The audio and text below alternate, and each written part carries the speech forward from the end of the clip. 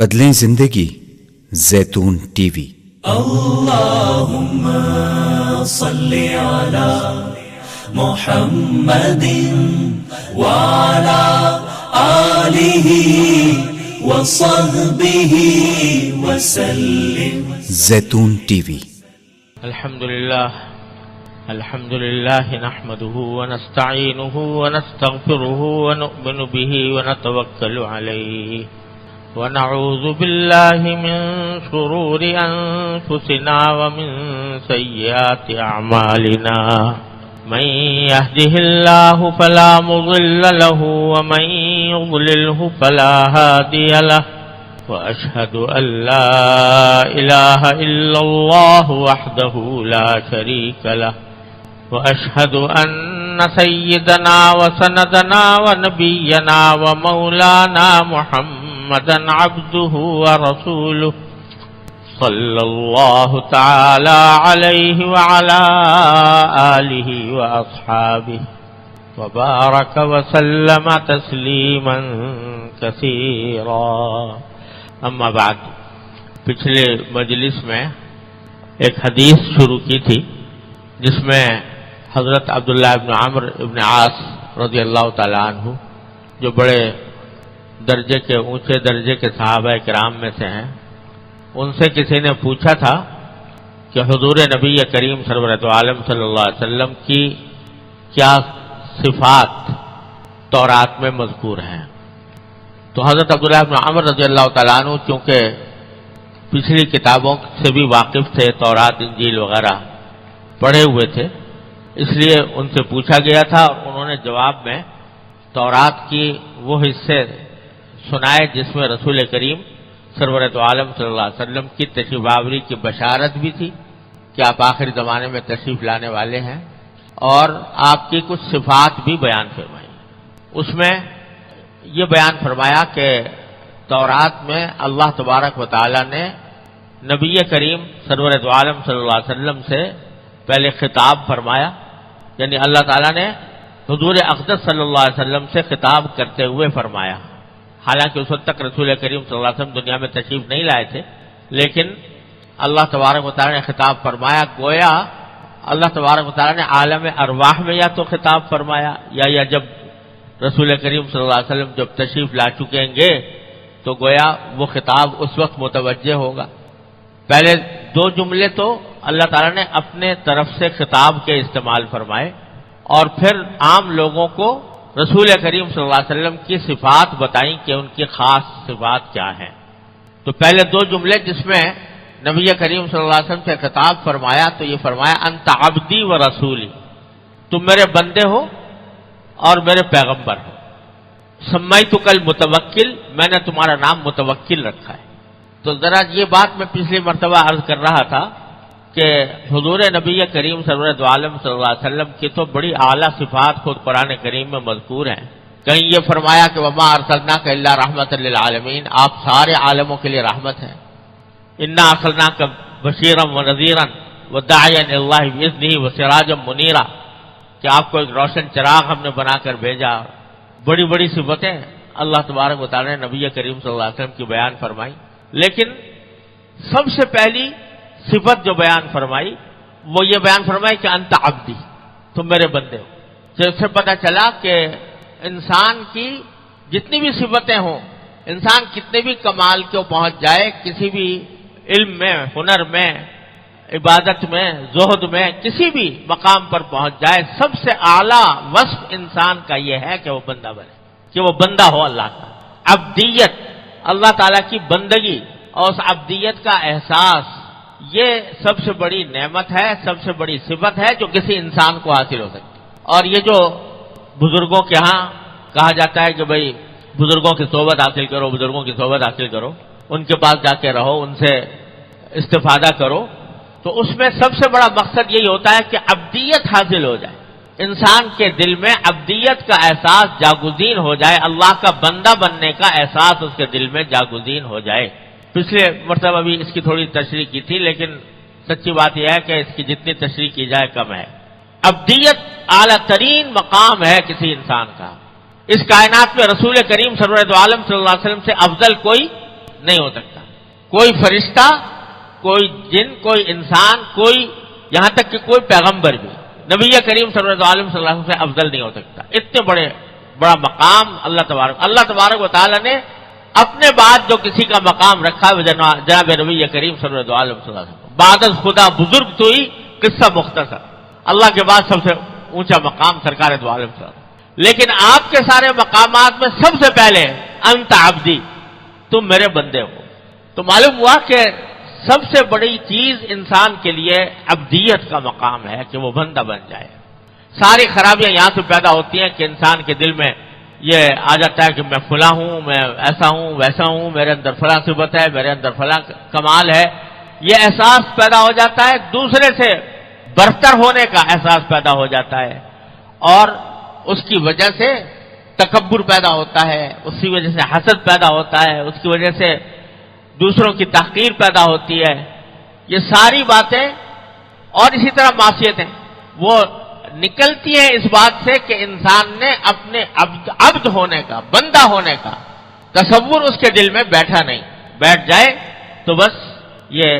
سب سے بڑا کمال ہے جو انسان کو حاصل ہو جائے کہ عبدیت اس کے اندر پیدا ہو جائے. میں نے اپنے والد ماجد قدس اللہ تعالیٰ سے سنا، اللہ تعالیٰ ان کے درجات بلند فرمائیں، کہ آپ شاید آپ حضرات واقف ہوں گے، حضرت علامہ سید سلیمان ندوی رحمۃ اللہ علیہ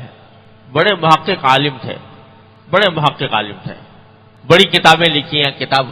بڑے اونچے درجے کے مصنفین میں سے ہیں. سیرت النبی صلی اللہ علیہ وسلم بھی انہوں نے تالیف فرمائی.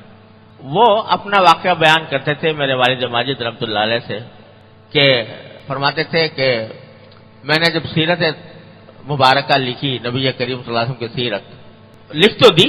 اور بہت تحقیق کے ساتھ لکھی، لیکن دل میں یہ خیال پیدا ہوتا تھا کہ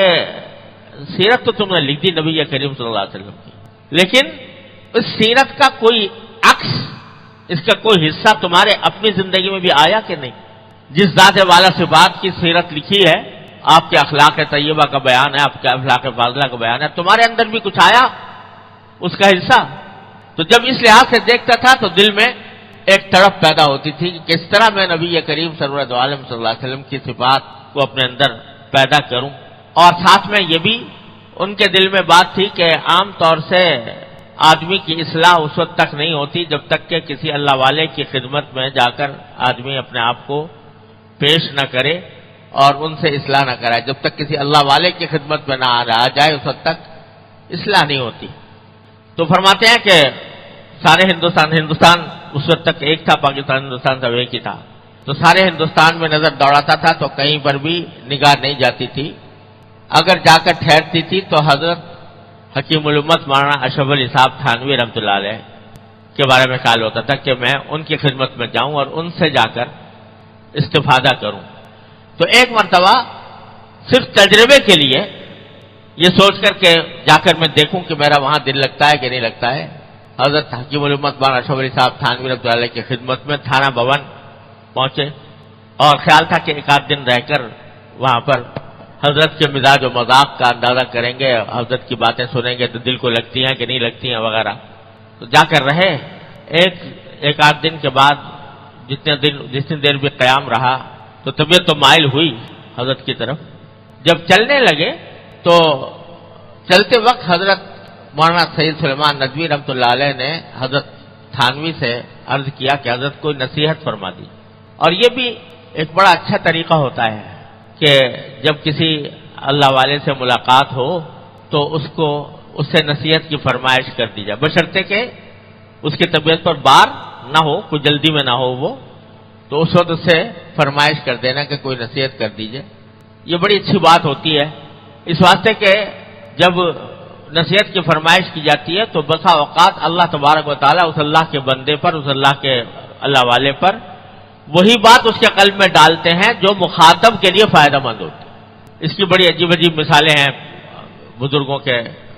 قصوں میں. تو اس کے دل میں وہی بات ڈالتے ہیں اللہ تبارک و تعالیٰ کہ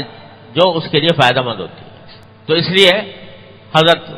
مولانا سید سلیمان ندوی رحمۃ اللہ علیہ نے حضرت تھانوی رحمۃ اللہ علیہ سے عرض کیا کہ حضرت کچھ نصیحت فرما دی. تو خود ہی واقعہ سناتے ہیں کہ اس کے جواب میں حضرت تھانوی رحمۃ اللہ علیہ نے فرمایا اور ہاتھ کو سینے کی طرف لے جا کر ایک جھٹکا دیا اور یہ فرمایا کہ ہمارے ہاں تو اول و آخر نصیحت، اول و آخر سبق اپنے آپ کو مٹا دینا ہے، اپنے آپ کو مٹا دینا ہے۔ ہاتھ کچھ اس طرح ہلایا اور جھٹکا دیا ہاتھ کو، اپنا اول و آخر ہمارے ہاں تو اول و آخر سبق اپنے آپ کو مٹا دینا۔ تو حضرت صحیح صاحب فرماتے ہیں کہ جو انہوں نے ہاتھ کو ایک جھٹکا دیا تھا اور یہ جملہ کہہ دیا تھا کہ اپنے آپ کو مٹا دینا ہے، ایسا لگا کہ وہ جھٹکا دل پہ جا کے لگا، وہ جھٹکا دل پہ لگا، اور اس وقت سے میں نے، اس جھٹکے نے میری زندگی میں انقلاب پیدا کر دیا۔ اور جب تک پھر بعد میں مسلسل حاضری ہوتی رہی حضرت والا کی خدمت میں، تو فرماتے ہیں کہ جب تک یہ جھٹکا نہیں لگا تھا اس وقت تک دماغ میں خناس تھا اپنے علم کا کہ اللہ نے مجھے بڑا علم دیا۔ یہ خناس تھا کہ میری تحقیقات ساری دنیا میں پھیلی ہوئی ہیں، میری تصانیف لوگ تعریف کرتے ہیں، تو اس کا دماغ کے اوپر ایک اپنی بڑائی کا ایک احساس پیدا ہو گیا تھا۔ حضرت نے جب یہ فرمایا کہ ہمارے ہاں تو اول و آخر اپنے آپ کو مٹا دینا ہے، اس دن سے الحمدللہ طبیعت ایسی ہو گئی کہ سارے اپنے کمالات، اپنے علوم، ہر چیز کا احساس مٹ کر یہ پیدا ہو گیا تم ہو کیا، تم تو اللہ کے بندے ہو، تمہاری حقیقت کیا ہے۔ اگر اللہ تعالیٰ نے کوئی کام لے لیا ہے تو اس کا فضل و کرم ہے، اگر اللہ تبارک و تعالیٰ نے کوئی حروف نقوش کا علم عطا فرما دیا اس کا کرم ہے، تمہاری حقیقت تو ایک ذرے بے مقدار سے آگے کچھ بھی نہیں۔ یہ احساس پیدا ہو گیا، اور میں نے اپنے شیخ حضرت عارفی قدس اللہ تعالیٰ سرہ سے سنا، کیونکہ حضرت بھی اسی زمانے میں حضرت تھانوی رحمۃ اللہ کے ہاں آتے جاتے تھے، تو فرماتے تھے کہ اس اللہ کے بندے نے اس کے بعد اپنے آپ کو ایسا مٹایا کہ میں نے خود دیکھا کہ اتنا بڑا محقق، اتنا بڑا عالم جس کا ڈنکا بج رہا تھا، جس کے علم اور فن کا، جس کے علم و معرفت کا ڈنکا بجا ہوا تھا، اس کو میں نے اپنی آنکھوں سے دیکھا کہ خانقاہ کے اندر جو لوگ آتے تھے ان کے جوتے سیدھے کر رہے تھے۔ وہ لوگ جو بعض اوقات عالم بھی نہیں ہوتے تھے اور حضرت کی خدمت میں آیا کرتے تھے، ان کے جوتے سیدھے کر رہے ہیں۔ ایسا مٹایا اپنے آپ کو، یہاں تک کہ شیخ بھی یہ کہہ گزرے، حضرت تھانوی رحمۃ اللہ نے ایک شعر کہا ان کی تعریف میں، یعنی شیخ نے اپنے مرید کی تعریف میں شعر کہا کہ السلیما گیر اخلاص عمل، السلیما گیر اخلاص عمل دانت ندوی را منزہ از دغل، کہ سلیمان سے حاصل کرو عمل کا اخلاص، عمل میں اخلاص کیسے پیدا ہوتا ہے یہ سلیمان سے حاصل کرو، اور ندوی کو یعنی سلیمان ندوی کو تم جان لو کہ یہ ہر قسم کے دغل یعنی شیطانی فساد سے